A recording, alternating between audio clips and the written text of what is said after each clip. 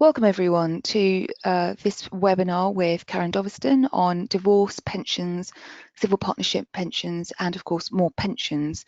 And so if you haven't already guessed, we're going to be talking about pensions. Obviously this is with regards to the Pension Advisory Group final report that was released in early January.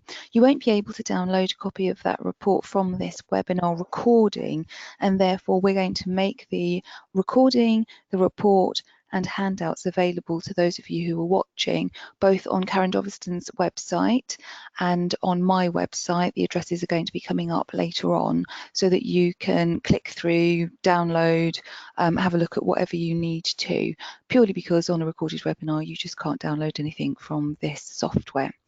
Hopefully everybody knows who I am. I am Mena Ruparel, and I am a trainer primarily, obviously still a practicing solicitor, arbitrator. I'm a member of the Law Society Family Committee, and as a result of my membership of that committee, I'm a representative on the Pension Advisory Group. The Pension Advisory Group had been going about 6 months before I joined them, so they had distributed a fair amount of work, but I've been an active member since then and have made many contributions to the preparation of the final report. But of course there are numerous people on that group, and we had lots of feed-in from focus groups, and Karen was one of those people who was able to feed in. So I'll pass you over to Karen to introduce herself. Hello everybody. Yes, as you can see, I'm a solicitor. I've been admitted now for nearly 24 years. I'm an arbitrator on the finance aspect as well, and we're going to be talking about how that links in with pensions. I'm the secretary of the Forum of Family Arbitrators, which is the national organisation for arbitrators across England and Wales. And yet, as Mena said, I was a contributor to one of the Pension Advisory Group focus sessions. That's me. Isn't she lovely? She has a face for radio, as I would often say. Nice so let's move on then. So we'll move on to our next slide. Let me see. There we are. I hate pensions and I don't get them. If I had £1 for every time somebody had said that, I would be retired and sitting on a beach in Acapulco. Pensions, they're tricky devils, aren't they? But knowledge is power in my view. Get to know the beast, understand them, and that, I think, takes some of the fear away. We don't really learn about pensions in law school or in a law degree at all. You really get to learn about them on the ground and when you come to confront them. However, there's lots of places that we can get information about different types of pensions, different types of pension schemes, and really it is about reading up on them. I'm lucky enough to have access to LexisNexis, and that's got a great section on pensions, describing the different types of pensions, what sort of schemes there are, things to look out for. That's a really good section in my view. There's lots of other places that you can look where you don't have to pay to access the information. So there's a variety of websites. There are lots of webinars with a financial advisor element in them. And I think, Mena, you recorded a really good webinar that I hope that we can link you to. I found it really informative, and it was a webinar all about the different types of financial investments, what they are, what do they mean, and how in basic terms they're set up and structured. Yeah, that was with Lisa Conway Hughes, I think, and it was recorded either last year or the year before. And for those of you who are YouTube addicts, you can just find my channel on YouTube and you'll find the webinar with her. It was a fairly basic level webinar describing financial products, and I remember as a newly qualified solicitor aged 25, I had not a clue what a mortgage was because I lived with my parents. I didn't know what a pension was. I didn't have a pension for at least 5 years after that, and I didn't really understand what life insurance or life policies were. And I find that with matrimonial finance, if you don't understand financial products, you're really going to be in difficulties, because there's no way that you can complete the Form E properly, or understand how to advise your client, or understand when you shouldn't be advising your client and you should get a financial advisor involved. So there are lots of things that you need to understand. There are also 3, I think, other webinars with a chartered financial planner who is a resolution accredited specialist, and he and I have done a number of webinars about various things to do with pensions over the years that people may want to dip in and out of. So at least 4 webinars on my YouTube channel, all free, so that people can dip in and out and see which bits they need to learn about. Yeah, and I would really recommend that you take advantage of that. As I say, the one that I heard was brilliant.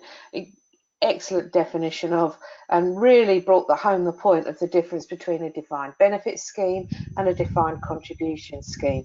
So that's great. I mean, also there's the Pension Advice Service website. Again, free. It's available to the public, and it's written in really easy terms to understand. Moving on to my next slide, we've got the NHS pensions website. Again, a really handy section on that website about pensions, how they administer pensions, the different integral structures of the NHS pensions, where to write to get the CE statements that you're going to need. Business sections of newspapers. It sounds strange, but Mena and I were discussing that all different newspapers have business sections. The Daily Mail, for example, solely focused toward the reader who's investing, and then of course there's the solid Financial Times and some of the broadsheets. If you keep an eye on that and keep an eye on what's happening in the world of investments, it can only be a help to you when you're working your financial cases, not just for pensions, but otherwise.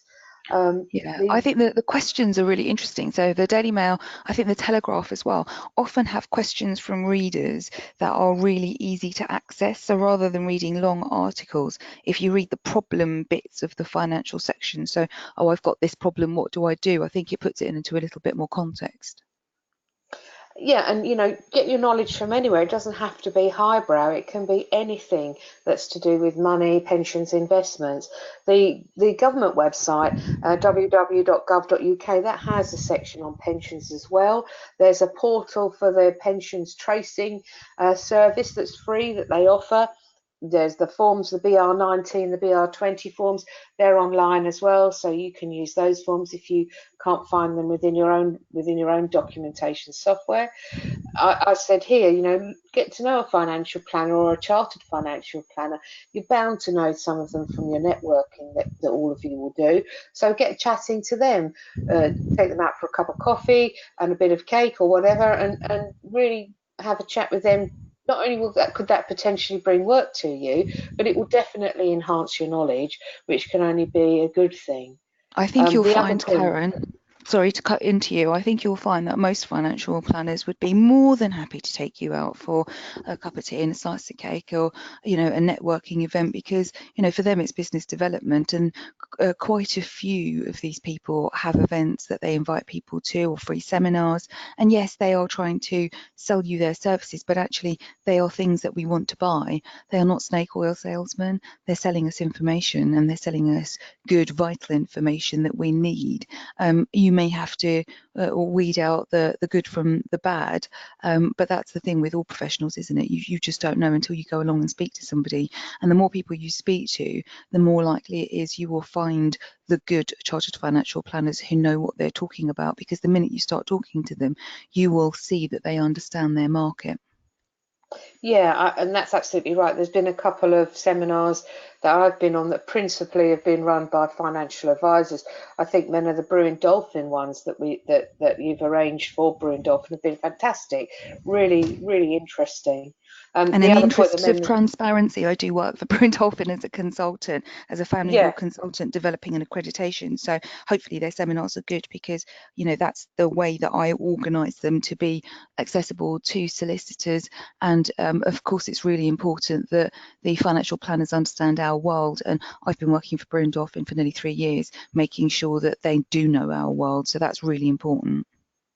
Yeah, and they're really good. They're really good seminars. So if you get a chance to go along to those, if you get an invite, then definitely go. And the other point that we've got on the bottom of this particular slide here is the Pensions on Divorce book, the mighty third edition of this book, and it really is a great book with His Honour Judge Hay, David Lockett, and Reese Taylor. A really good, solid book. If you can only buy one book on pensions, then I reckon that's the one that you've got to go for, really. So moving on then, most importantly, the Pension Advisory Group report. Yeah, it's long. No, it's not. It's written in a really nice style, but it's about pensions.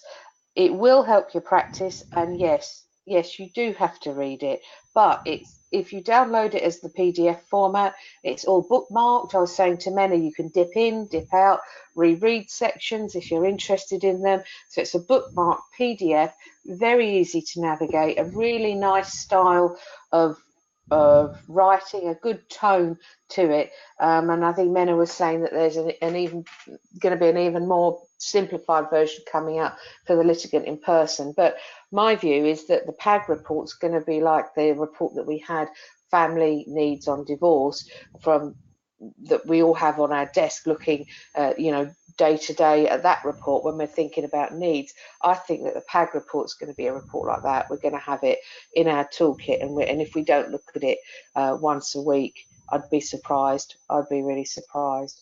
And So that's if I hand really over now. interesting. Yeah, thank you, Karen. It's really interesting what you say about having it on your desk, because we initially recorded this as a live. We initially had this as a live webinar, but had some technical problems, so we've both agreed to re-record it. But after the live event, we had a lot of feedback from people who said, and on that occasion, we were able to link to the report in the webinar. But they said, I've downloaded it, I've passed it to my colleagues, and yeah, I'm going to keep this on my desk, or I'm going to keep it, saved on my desktop, because it is a very long report. For the interests of the environment, I do not encourage people to print it out, because it No. is 160 plus pages, and it would clog up a big corner of your desk. So I'm hoping Yeah. that everybody by now is on board to some extent with having paperless working, as you and I are, Karen. So Yeah. save it as an icon on your desktop and refer to it. And as Karen says, you do have to read it. You don't have to read the whole thing all in one go. Dip in and out of it. But what is the report about? So we're very, very lucky to have both the current president of the Family Division, Sandra McFarlane, and the former president, both being great supporters of the Pension Advisory Group. And the current president said, for too long, the division of pension assets, which may often be of significant value, and it should be noted here that sometimes the main asset is the pension, and the equity in the house is in the shadows concerning this massive pension that the parties may have.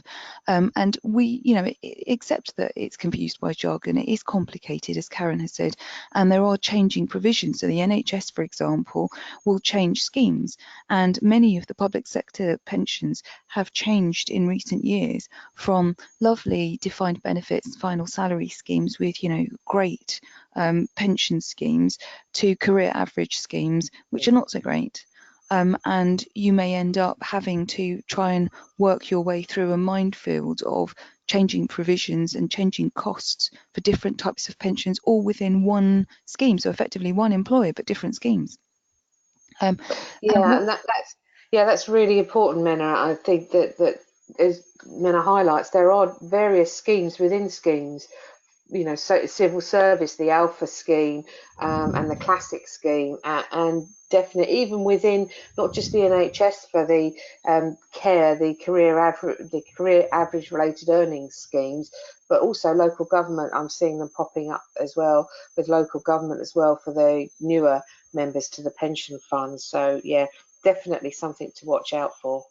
Yeah, because those old-fashioned, beautiful platinum benefits, final salary schemes, they are phasing them out, and I suspect by the end of my career we'll see fewer and fewer of them. And so we just need to be on the ball. And the book that Karen mentioned on the last slide, Pensions on Divorce, absolutely fantastic book, has loads of information about different public sector schemes. Obviously, David Lockett, who specialises in those types of public sector schemes, wrote that section, and it's beautiful because it gives you exactly the right amount of information for a solicitor. So if you happen to have a fire pension scheme and there was something in that you wanted to know, or the type of schemes, sometimes they describe the scheme by the year the scheme was introduced. You could go to that bit of the book and say, right, this is a fire XYZ scheme. All right, David's put in that book, these are the things to watch out for. So he will hit the highlights of the, pitfalls or the great things about that scheme so that you can ask the relevant questions or get the relevant information or understand whether you need a pensions report. So it's really important to know something about them. Obviously, we're not financial advisors, and we'll come on to that later on, but there is a difference between a pension on divorce expert, a POD, as they are now called, or what we would call a single joint expert, a financial advisor or a chartered financial planner or IFA, whatever you want to call them. That's your person who's going to be able to give your clients some financial advice about the way forward, and us as lawyers, and we all do different jobs. So it's really important to know that, we know and the clients know that we do one thing, the POD, the single joint expert, does something completely different, and the chartered financial planner has another job altogether.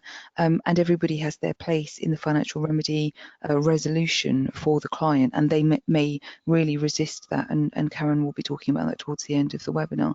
But back to the quote on your screen at the moment, it's really important to note that there are divergent approaches to pensions in different centres, and Sir Andrew McFarlane is being polite when he says this, because it became very apparent from the live streaming of this webinar and also from my lectures on pensions and financial remedy across the country.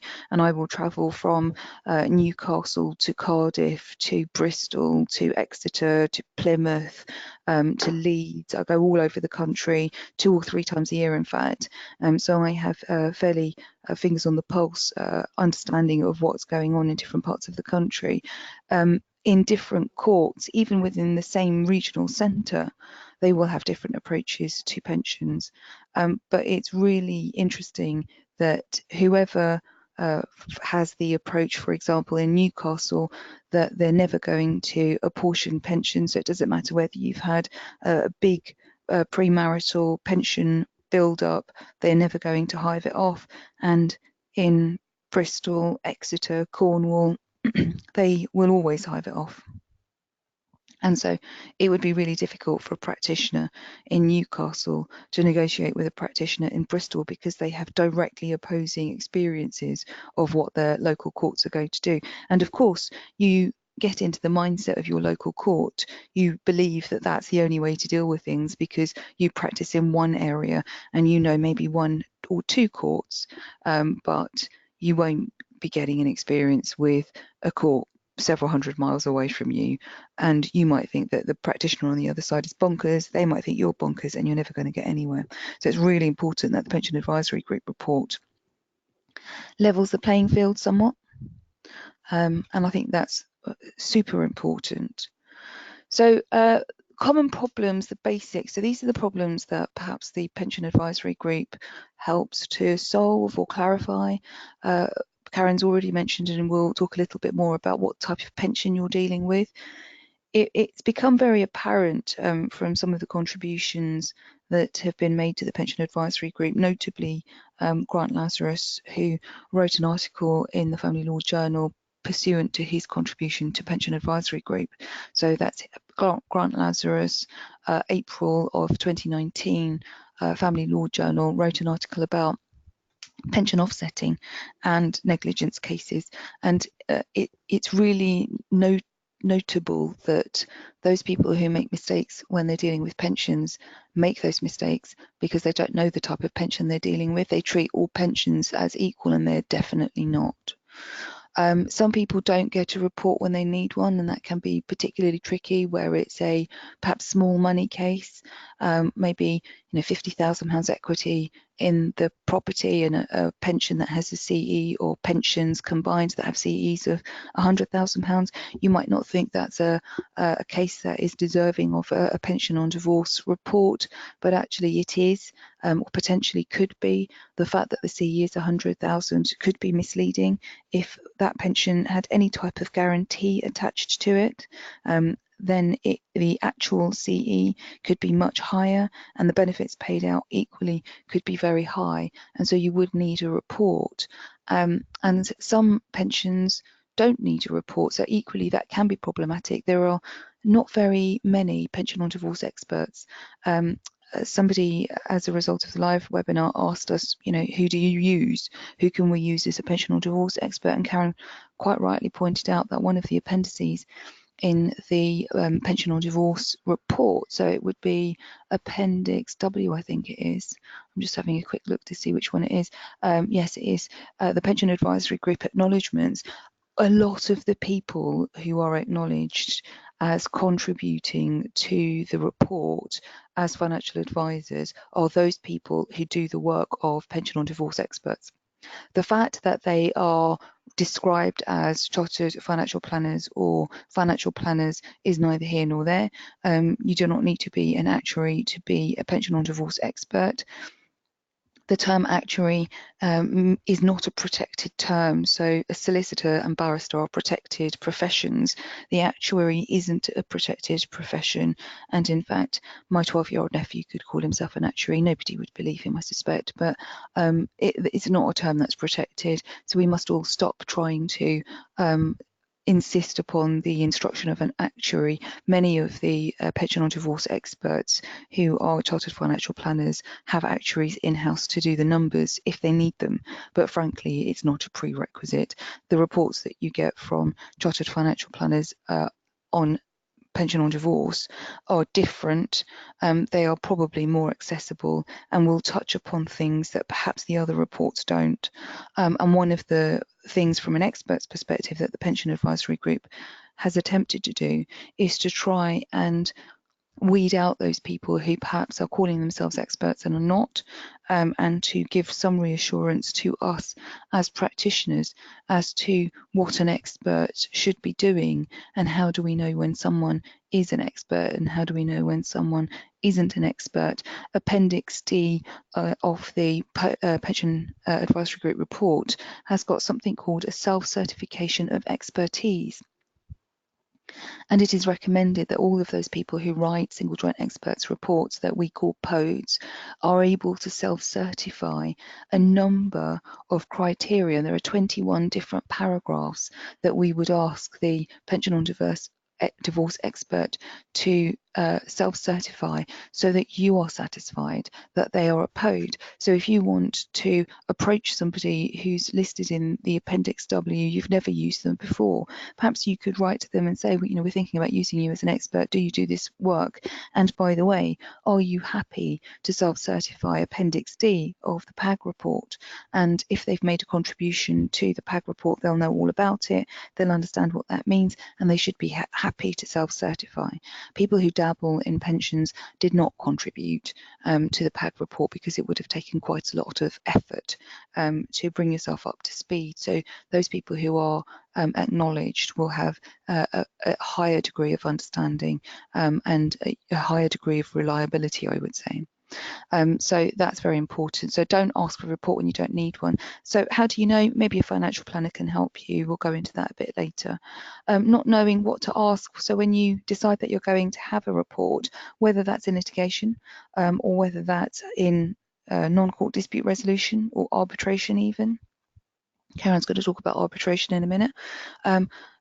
How do you know what to ask? There is a specimen letter, which of course I think is brilliant because I had a small hand in helping to draft that. It's a good starting point, and if everybody started with the same basic letter of instruction, and it's Appendix E of the Pension Advisory Group report, there are of course things in there that you need to complete. So you need to have completion of what it is that you want. Do you want some indication of equality of incomes in retirement? You are going to need to decide when the parties are going to retire. You might need a financial planner to help with that. You might be wanting to genuinely ask questions about apportionment, and you'll see the final point on that slide is about hiving off premarital post-separation pension growth. And the pension advisory group has a view about that, but you need to decide what you are asking for, and it needs to make sense to the case, it needs to make sense to the client, and it needs to make sense to the expert. And that can be problematic, and the Pension Advisory Group report should help you to decide, what are you after? Are you after capital division? Are you after a revaluation of the pension to give you a different CE? And if you are doing that, why are you doing that? Is it for offsetting purposes? You do need to understand that offsetting is not a mathematical calculation. It's a Section 25 exercise. And so there is not likely to be one answer that you get from a pension or divorce expert. You might get a range of answers. You might then still need independent financial advice from a chartered financial planner for your client. And the penultimate point on that slide is about not understanding the value of defined benefit pension when dealing specifically with an offsetting case, because the actuary at the pension company is estimating how much money that person thinks that the company needs in order to fulfill the defined pension benefit promises that they have made to the employee. Because what they are saying is not, you're putting money in and therefore you have got X amount of money in your pension. What they are saying is, if you work for us for so many years, then we promise you this income. So they are projecting an income that that person is going to receive, and they work backwards. If we're going to produce that much of an income, how much do we think we need for the pension pot? And it will vary hugely from one pension company to the next, how much they think they need. One pension company might say, right, well, for benefits of £20,000 in 20 years' time, we need £200,000. And another company might say, well, for £20,000 in 20 years' time, we need £400,000. And there is no rhyme or reason as to who is right and who is wrong. The only constant in that calculation would be, how much would it cost you on the open market, on the open pensions market, to buy a pension now that would pay out £20,000 in 20 years' time? And sometimes that's the only thing that you can do when dealing with offsetting. So moving on to how is the report going to help? So part 2 of that report is really important. It's interesting to note that in the same way that there are divergent views about how to deal with pensions from region to region, there are also some really odd divergent views as to what information you need for the Form E. The Form E isn't really fit for purpose when it comes to the pensions section. It really needs updating. For example, it still refers to the basic state pension and the second state pension. We haven't had a basic state pension and a second state pension for quite some time. It says that you do not need to get a pension forecast for the basic state pension. Karen mentioned forms BR19 and BR20. If you are not familiar with them, you can find more information in the PAG report about them, but effectively the BR19 will give you a state pension forecast for the pension that you will receive from the government when you retire, all things being well. But you are not required to produce that under the terms of the Form E, but it would be negligent almost if you didn't when you're looking at pensions. And in fact, pensions experts always want to see that. It's really important to note how valuable the state pension is. It is a defined benefit pension of sorts, because you are not putting money in and gathering together your own pension pot. The government is saying, through your various national insurance contributions, we are going to give you an income at 67, let's say, of X amount of money per week. So it's a defined benefit pension. You're not gathering together the specific value of that pension. They're promising to pay you a certain sum of money in the future. So essential action points are really important because it doesn't tie you only to the information that you need for the Form E. It says what do you need to do early doors in the case, at the end of the case. That's really important that you might not know. So that's, you know, basic information. Part 4 helps you to distinguish between needs and sharing cases, and I think that that's something that has been sorely missing in pensions cases, is the differentiation between what type of case that you've got. What is also really important is the definition of what is a needs case. And while I'm speaking about financial remedy across the country, people will say, well, you know, in our court, they look at the numbers on the page. They don't look at what you can do with the money. And in fact, I would say that that's the wrong way of going about things. And there is some indication of what needs are in the context of financial remedy cases.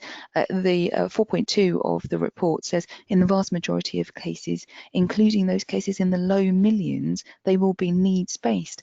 And very few people would automatically look at a schedule of assets seeing low millions and think, oh, this is a needs case. But it's entirely possible that that is right. And certainly in London, where I am based and I practice predominantly, the housing prices are so high that even if you had a low millions case, you couldn't sell a house that the parties are living in and divide the equity in two and everyone's got somewhere to live, mortgage free or even with a mortgage, just because of the high prices of property. So do not get misled by the schedule of assets. You need to look at what you're doing with it. And if you then see that you are one of the vast majority of people who are dealing with a needs case, then you should not be asking the court to apportion the pension. Apportionment is not usually relevant in a needs case, is the advice of the Pension Advisory Group report. And so in some regions, that can be really difficult to accept as being correct, particularly if you are in the Bristol, Exeter, Cornwall corridor, because over that way the judges seem to think that apportionment is absolutely right. So if you had a significant pension prior to getting married, that would be apportioned, so hived off, ring fenced, whatever you want to call it, in the pension on divorce report, even if it is a needs case. Whereas in Newcastle, you could have a very big pension in the, you know, mid to high millions, definitely a sharing case, definitely enough money to go around, and the courts there will not allow you to apportion the pension. And so taking one view that you apply to both needs and sharing cases is wrong. So they are wrong in Newcastle, they are wrong in Bristol Exeter corridor, because you need to treat individual cases and individual pensions differently, and that is going to be really difficult. It is quite difficult to persuade judges to do that because they like to have a blanket way of approaching pensions, which is not going to be right in every case. So do read part 4 because it does look at the differences between needs-based and sharing cases and how pensions are dealt with. I think part 6, when to instruct a pension on divorce expert, again, you know, you need to know, for example, if you've got a defined benefit pension, as Karen was mentioning earlier, you've got a defined benefit scheme, either an NHS fire or a private scheme, the likelihood is, and I say likelihood because there's never an absolute, the likelihood is that you are definitely going to need a pension on divorce expert, because the income generated, the guaranteed income generated by that pension is going to be extremely valuable. And you don't want to hazard a guess in offsetting as to how valuable it is and whether or not you're being fair to the person who is perhaps suggesting an offset, usually the wife willing to offset the pension against the equity in the house. And going back to Grant Lazarus's article in the April Family Law Journal, most negligence cases surround offsetting, where there is a final salary pension and the offset is far too low. The equity that the wife is keeping in the house just is not commensurate with the amount of money that she would be giving up in the pension. And finally, part 7 of the report regarding offsetting again, because most needs cases are offsetting cases. You know, if you've got £50,000 in the example I gave you earlier, and you've got a £50,000 in the equity, and perhaps you've got £100,000 as a pension, the temptation for the person with the equity would be to say, well, I'll keep the equity, and you can see that they would want to live in that property without the pension member perhaps having a charge or an interest in that property, and the pension member would want to keep their pension, but you know, it might not be a good trade. And the dominant practice, it is recognised, is offsetting, and it is also recognised that a lot of people who want to offset do not want to pay for the cost of a pension on divorce expert, and we are somewhat tied to what the clients want. But of course, from a SRA point of view, we need to act in the client's best interests. And if we know that they are potentially giving up huge pension benefits by failing to get a report, we need to be very careful about how we proceed in the future. So a couple of things that you need to know: are you using the right value for the pension? So the example I gave you, if the £100,000 pension was a defined benefit pension or a pension with a guarantee, the CE value produced by the fund might not be really reflective of how much it would cost you to buy that pension on the open market now, and that might be a better figure to use when offsetting. And of course, looking at adjustments for utility, these vary regionally across the country. Every court seems to have a different way of doing this. Previous research by Hilary Woodward would indicate that solicitors do too much adjusting for utility, the utility of having money now rather than waiting for your share of the pension later. And we talk about that in part 7 of the report. And that's again a place where we're seeming to get things wrong. So that's where I think the report would really help. I'm going to bring Karen back to talk to us about the letter of instruction. I have to say, from my perspective, it took me 6 months to decide a letter of instruction once, to my great shame. And there has to be another way, Karen. Yeah, thanks, Mena. I think that's right. So you can see the reference to the case here, CM and CM, a 2019 case. Nice comment from Mr. Justice Moore, who was being asked on cross applications to approve the wording of a letter to go to the expert. And you can see what he's saying there. Basically, High Court judges and judges as a whole, we're too busy. This is something that you can refer to an arbitrator. So arbitration, this is where it can fit very nicely with court proceedings or with mediation. You can ask an arbitrator to decide on the wording of the letter for you. It's something that can be done on paper. If you want a very quick response, if you want a hearing for oral argument, you can have that too. If you want to have representations over Skype or FaceTime or phone calls, you can have that too. The advantage of arbitration is that you can refer a discrete matter to an arbitrator, and you'll have your consistent arbitrator appointed to deal with that discrete issue, and that is the end of that. They will deal with it, they will make an award, and that is binding. Job done. So if you're waiting for months to try and get in front of a busy district judge to agree a letter of instruction that's going to throw your whole timetable out, then I would heartily recommend that you do start thinking about arbitration in a creative way, as a way to enhance your skills as problem solvers, because that's really what we are at the end of the day, trying to solve the problems of clients, disentangling financially in a fair way, without having lots of delay and lots of cost. It's, you know, I did say in the live webinar, really, we should, as professionals, be able to agree a letter of instruction. If you really can't, nip it in the bud, try and get a referral to arbitration. You do both have to agree, but of course, if you're asking your other party to refer the matter to arbitration and they refuse, and then you have to make an application to court to get it done, what's the next thing you're going to be asking for? It will be costs, I would say. And I Yeah. would say that you'll be waving around the case of CM and CM and your letter asking them to agree to arbitration along with the refusal. So pretty much you've been warned. There you go. So that's what we think about that. So, Yeah. right. So client's got a pension. What next? These are some really, this is where you start, I think. Do they have a CE statement? And it's not just the CE statement as well, it's the benefit statement. You need to get a benefit statement as well. As Mena was saying, with a defined benefit pension, there may be a guaranteed minimum pension in there may be life cover in there, all sorts of things can be wrapped in that you maybe don't know enough about to be able, and you shouldn't be giving financial advice anyway, but if you have a CE statement, that may only be half of the picture. I would also say read the CE statement. You've got it, read it. Don't just look for the headline figures, read it all the way through.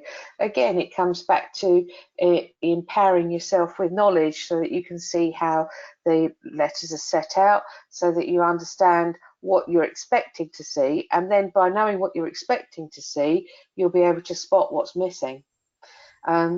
Also, those letters should help you with what type of pension it is. Is it defined benefit, defined contribution, a SIP, an average salary, a final salary, those sorts of things. And you can use the Form P.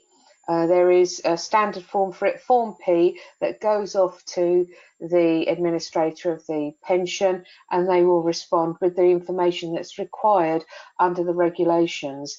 If you're not sure where the regulations are, look at your Form D81. At the back, those questions on the second or third page where they're asking you, have you contacted the pension administrator? They're referring to the regulations there. So have a look and pick them up and have a little read over them. Yeah, I think it's a very good form to use, the Form P, and people often overlook it.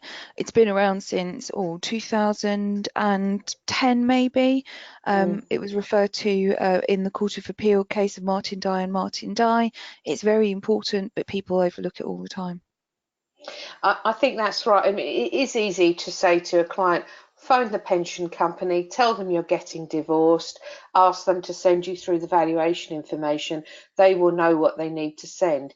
And in fairness, nowadays, they should know what they need to send, but they'll send it in the format that they want to send it. With a Form P, at least you're showing that you're asking for the information that you need to be asking for. And if it's not provided, then you can ask them to specifically respond to the Form P. I think it's important with a mix of pensions. It helps you work out what the mix of pensions are.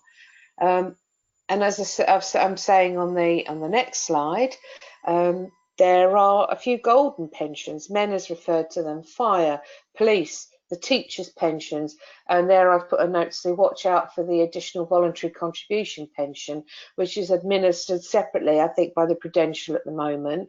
So if they've been making additional payments over and above the basic level, that won't be held in the teachers' pension fund. You've got to ask separately for the separate information from the Prudential fund the fund that's being managed by Prudential. You've got NHS as well, civil service, banking, and the army. All of those, I mean, the army in particular, the pension jumps after a certain number of years' service. So you do need to watch out for that. Mena mentioned the new state pension. And although we don't have the additional state pension figures anymore, and the additional state pension was shareable, those figures are now rolled over and wrapped up in a different way in the new state pension. So you may find somebody gets a state pension forecast where it's talking about the protected pension, which can't be shared, but then there's an additional element which can still be shared. So that's, you need to keep a watch of that. And So Part yeah. 11 of the Pension Advisory Group report deals specifically with state pensions on divorce. So we've got 4 or 5 pages on the old state pension, the new state pension, what it means, what's changed, what do you need to look out for. And I would say that part 11 is essential reading for anyone, because everyone has got a state pension. Yeah, and it is really important. So even understanding the quirks of, if you've got a wife who is not working but has got young children at home, then you should, be thinking about, is she claiming child benefit even if she has to pay it back through the husband's tax return because he's the higher earner, um, because it will give her national insurance credits. So the national insurance credits in your record are really important. So I think for parents that are not working but are claiming the child benefit, it's important that they do continue to claim the child benefit, even if it has to be paid back, because they get their national insurance credit. Very And with state pensions, there's going to be a limit on the additional credits that you can buy. So that's another thing to think about. I've said here on this final point that really, you're not just looking at people that are over 50 for pensions. I think you've got to be looking younger than that. They can be, I think 40 is the absolute, but even below 40, there's people where you might have a significant pension that you need to be looking at. Mena, I think you made some good points on that in the live webinar yesterday. Yeah, I think it's that you might look at somebody who's 40 and think, well, they're young, we don't really need to worry about pensions. They've got 27 years until they draw their state pensions, they can work. So whatever the pension differentiation is between the two parties. And bear in mind, we're not just talking about marriage here, we're talking about civil partnership too. So we're talking about people who perhaps are both working, they're in a civil partnership, there's no children, potentially, there isn't the disparity perhaps that there would be in a heterosexual couple. You might be tempted to ignore the pension altogether. But actually, if one of those people was in a police or army service pension and they had joined at the age of 20 or even earlier than that, then they would have a long period of service in a very good pension scheme where potentially they do their maximum time working, fire, police, army, they all know the exact date that they have to work to in order to get their maximum pension, and they usually will work to that date and then draw their pension. And that could be, I had I think he was just a police constable who was 49 years old and drew his pension because he had done the maximum number of years he needed to, and he got an absolutely brilliant pension and was re-employed as a civilian for the police.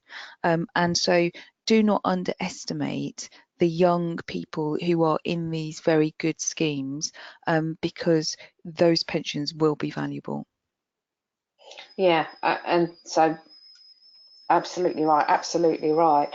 So if we move on then to internally, from a risk point of view, I would say that you need to know what your firm's insurers require from you. Many PII covers have a provision that if the pension funds are more than £100,000, you need to advise the client to get a POD. And if they choose not to, then the insurers will say, well, you must get that in writing, signed by them. But there is this discussion of, well, what's the value of a disclaimer? What is the value of a disclaimer? I think, Mena, there was some discussion about this in the PAG report, because Mena commented that in a draft disclaimer was there, and then in a later version the disclaimer was removed. The version that's issued, the disclaimer was removed. Yeah. And I think it's interesting, isn't it, that having a disclaimer signed is not going to save you from potentially a negligence claim. Mena, That's did right. you want to comment? Yeah, I just wanted to say, really, just to add to what you're saying, is that if you're drafting a disclaimer that's bespoke for every particular case, and so you're drafting a disclaimer with the benefit of a pension or divorce expert's report and or financial planning advice, then you probably will be protected. But if the client doesn't want to get a pension or divorce expert and there's no financial planning advice, and you are basically having to work out what the pension is yourself, there's a high likelihood that a disclaimer is not going to be worth the paper it's written on, and you need to judge for yourself whether or not that's what you want to do. you, and whether you should continue to act for a client who isn't taking your advice if what you're saying is you either need to go and see a financial planner so that I can understand whether there are any hidden benefits of this pension that I am not aware of, and or the financial planner might say actually you need to get a pension or divorce expert because this is a significantly valuable pension. But you cannot always rely on what you know, because as I've said before, we're not financial planners, we are solicitors. We cannot be expected to do everything. We are not authorised to give financial advice, and of course pensions are a financial product, so we do need to be very careful about them, and the disclaimer. And so don't think that just because you've got a disclaimer you're fine. You're probably not.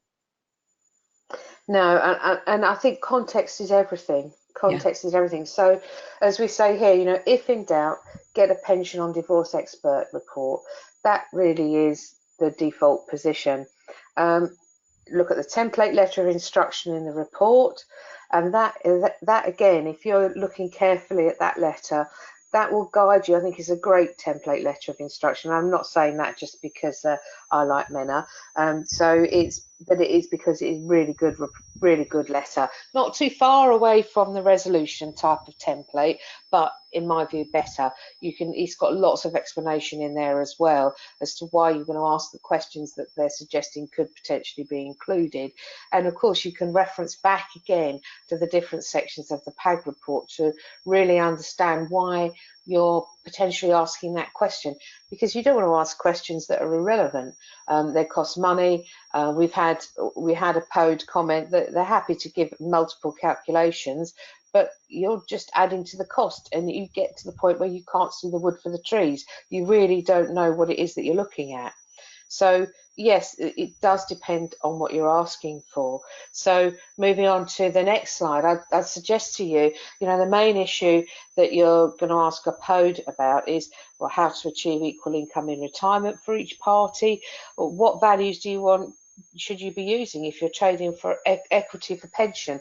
And that's not really about a utility argument, or not really about an apportion. If you're going to try and run an apportionment case, you can ask about that, but both of those areas are within the discretion of the judge to decide, and the PAG report does make that very clear. It's more about, does the CE figure that the pension fund is giving you, is that reflective of the cost of buying a pension with equivalent benefits on the open market at the moment? That's the crux of it. If you're truly looking at what it's worth, is how much is it going to cost to get you the same thing elsewhere.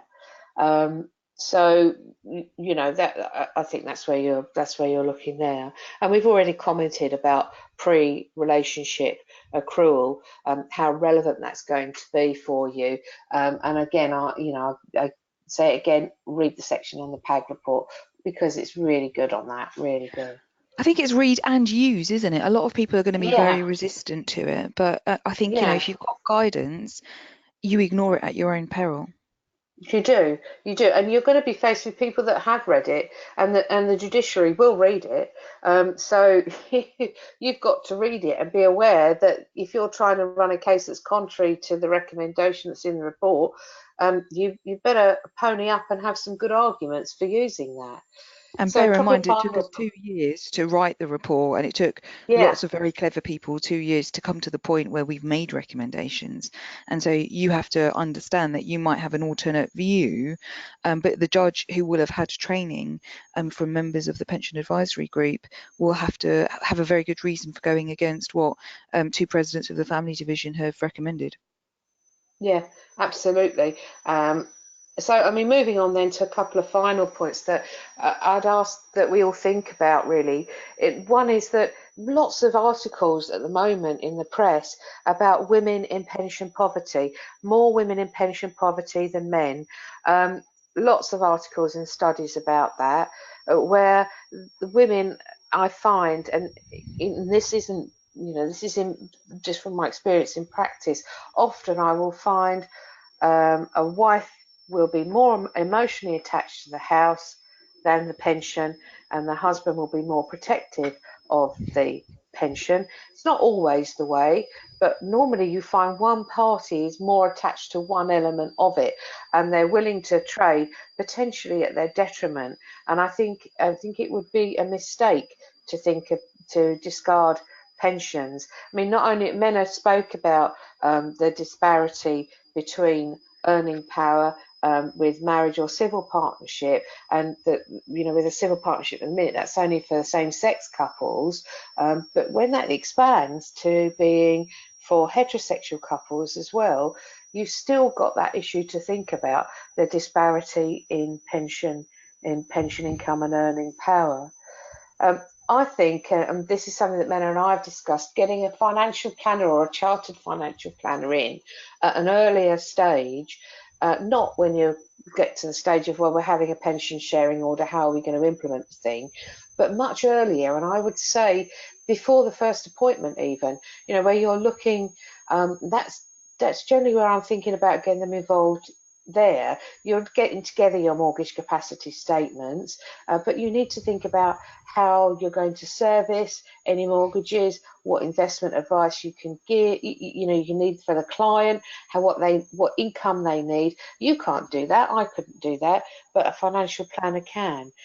So if you could get them in at an earlier stage with such a complex market of financial products, I don't think that it's going to be wasted time for you doing that. And also it would inform you before you get to your first appointment of the likely things that you need to be thinking about. Another point is that a POD report really isn't as expensive as you think. I've seen the average sort of cost is around about £1,500 plus VAT, shared between two parties. And when you think, if you think that you've got a pension fund of £100,000 and you're looking at spending out on a report of 1,500 plus VAT, that's only 1.8% of the fund. If you are trying to work out how to offset pensions, you've got really narrow margins before a tiny error is going to make a significant impact for your clients. So I think that if you've got an idea of how much it's worth, and you can say to them, look, you know, this really is worthwhile doing, put it in terms of the expense of the report against the funds that you're looking at, it makes sense in my view. And you can then generally get a client to see that why you're not doing it for the good of your health, you're recommending it for a good reason for them, and they're able to see that.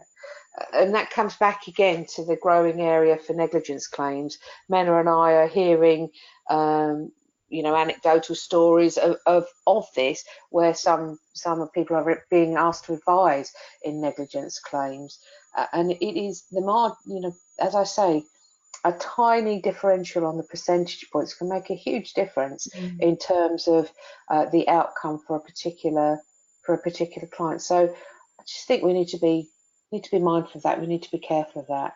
I would just add to that, Karen. Thank you for those final points. You said this before, and I just want to emphasize what you have said at the end. Get a POD report, but read it and understand it. And sometimes you will get a POD report that's got lots of options because you asked lots of questions, and it won't be immediately obvious what you should be offering or what you should be settling for. And again, you will need to have a financial planner on standby to speak to your client and say, this is your best option. This is going to be the most effective way of doing things. Financial planners have a different toolbox to us, and sometimes they will look at a POD report and say, well, that's great, that's a great report, but actually what the POD hasn't said is, if we do this and we do that and we do something else, we're going to save a load of tax, and we're going to save a load of hassle, and we're going to save a load of fees, and everyone will be happier. So they will come up with a different solution, and so sometimes you will need to get a financial planner involved before you instruct the POD. You might even need to get them involved to help you to do the letter of instruction. You then might need to get somebody involved after the POD report comes in to give you some sort of way of knowing which of the million options that you asked for should be your first settlement proposal perhaps. So lots of things to do that perhaps you aren't doing, and not making use of all the available professionals. And you need to be able to explain to your clients that you absolutely cannot give financial advice, and sometimes we are pushed into a corner by our clients. We need to maintain our independence from them and say to them, I cannot choose from these million options, because they're financial products and they're financial decisions, and you need to make that decision, which Yeah, is that's hard. I think that's absolutely right. I think that is absolutely right. And I think what was quite surprising was I'm sure it was a comment either in the PAG report, or certainly I think in the article that Mena referred to in April's Family Law, the number of judges that said that they'd got the report and they didn't quite understand it. Yeah. So that and they're difficult. Some of them are difficult to understand, to get your head round. Don't try. Get the help. Make life easy for yourself is my view. Thank you, Karen. So we've come to the end of the webinar. Now, Karen and I did have a slide for the live webinar to ask questions, but we're more than happy to take questions offline as well as online. So my email address is there. Anyone who knows anything about me knows that most of my work is training. And so if you think you need any more training on the Pension Advisory Group report for your firm or your local law society, please do get in touch with me for that. I also do training in arbitration. So if you don't understand how arbitration works and you would like to know a little bit more, then do not hesitate to contact me to arrange some training. I've still got some training dates available to the end of 2019. So if you want to organise something, then just drop me an email. And this is Karen's slide again, and you'll see that her email address is at the bottom. Karen, are you willing to field questions? Yeah, absolutely. If you need to know how an arbitrator can work, what you need to do, where you need to go for that, then absolutely, pop your question to me on an email, and I'll do what I can to help you, point you in the right direction. No Or even problem. to instruct you in an arbitration if they need to. Well, that would be ideal. And as I say, I've dealt with one on paper, and it's fantastic. It's extremely quick to do. It's confidential. You get to keep in contact with your arbitrator. So definitely something that I think that we should be adding to our toolkit. Lovely. Thank you ever so much, Karen, for doing this not once but twice Thank because you, of our tech Mena. problems. And if people have any feedback, then obviously please do let us know. Any feedback by emailing us, and or if you've got any suggestions for webinars that you'd like to see, feel free to email me and let me know what you'd like to see. Thank you very much.